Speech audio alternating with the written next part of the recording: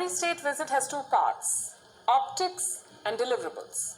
The optics of this trip were excellent. Prime Minister Modi and President Biden were at ease with each other. They joked, they had a semi-hug, and they talked business. But what about the deliverables? What has India secured in this high-stakes visit? Well, I can think of 5 things, 5 key takeaways. Number 1 is a consensus on Afghanistan. India's allies are on the same page. They want the same things in Afghanistan. We saw that during the Modi-Biden bilateral. The Quad summit later on also reflected this. So what is the consensus here? Afghan soil must not be used for terrorism. That's number 1. Afghanistan should not be used to threaten or attack any other country, nor should it be used to train terrorists. The hindrance to this commitment is Pakistan. Prime Minister Modi raised this issue with Joe Biden, and the US President agreed. There is a clear sense that Pakistan's role in Afghanistan must be closely examined and monitored. And that's a win for India. There is also agreement on what the Taliban must do.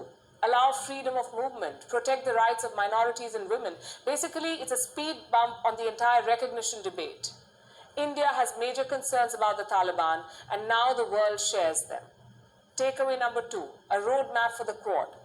They still have not named China, but Friday's summit did offer some clarity on their mission. The Quad wants to be an alternative to China, to contain China's expansionism. Whether on vaccines, development projects, or supply chains, they have announced a new Quad infrastructure partnership. It's a response to China's Belt and Road. The joint statement makes that clear. Here's what it says, and I'm quoting, "We emphasize the importance of supporting open, fair, and transparent lending practices in line with international rules and standards." In other words, no debt traps. That's what the Quad is saying. They also agreed to advance a new 5G initiative and work towards sustainable and resilient supply chains. So China may not have been named, but it was clearly the target. Let me go back to the joint statement.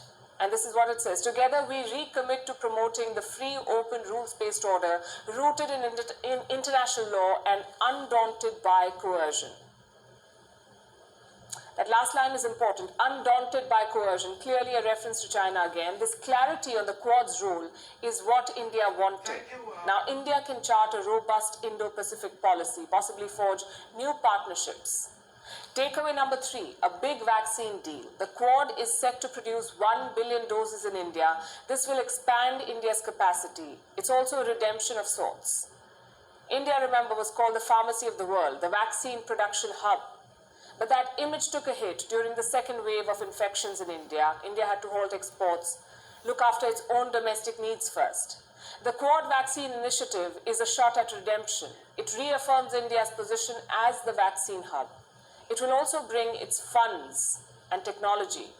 Takeaway number 4, a new era in India-US ties. And I'm not talking about the Modi-Biden bromance or the banter. I'm talking about the substance. First, on terrorism. Here's what the joint statement said. They, Biden and Modi, denounced any use of terrorist proxies and emphasized the importance of denying any logistical, financial, or military support to terrorist groups, which could be used to launch or plan terror attacks.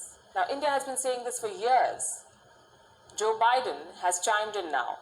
America has promised to expand counter-terrorism operations like intelligence sharing, law enforcement cooperation. Secondly, Biden is backing India's global leadership bid, both for a seat at the United Nations Security Council and the Nuclear Suppliers Group. Standard US policy. Biden is extending it. Third, a commitment on trade. Nobody was expecting a miracle trade deal during this trip, but we were hoping for minor breakthroughs. The India-US Trade Policy Forum will be reconvened this year, and the US-India CEO Forum will meet in early 2022. Baby steps, yes, but important nonetheless, after the impasse during the Trump presidency. The Prime Minister also raised the issue of H-1B visas. It found a mention in the joint statement. Quoting again, the leaders noted that the movement of highly skilled professionals, students, investors, and business travelers between their countries enhances their economic and technological partnership. There is agreement in spirit. The trick is to push on. Takeaway number 5, India's arrival as a global leader. This is not about a bloated GDP or a big checkbook. This is about priorities. It's about ambitions. Every world leader talked about beating the pandemic. They talked about sharing vaccines. But what about the next step, beyond the talking? What about travel and vaccine certificates? Well, they were silent on this. India was not. Throughout the trip, Prime Minister Modi talked about easing travel curbs. He urged mutual recognition of vaccine certificates, concrete ideas, not rhetoric. Same with climate change. The Prime Minister urged Western countries to do more, to invest in climate action. And just a reminder, India is the only G20 nation that has fulfilled its Paris Accord goals. On Thursday, we told you what India was expecting from the visit, some clarity on Joe Biden's commitments perhaps, on the Quad's future, and on India's role in the New World Order. No foreign visit is perfect, but this one did answer some of India's big concerns. That's optics and deliverables. Check.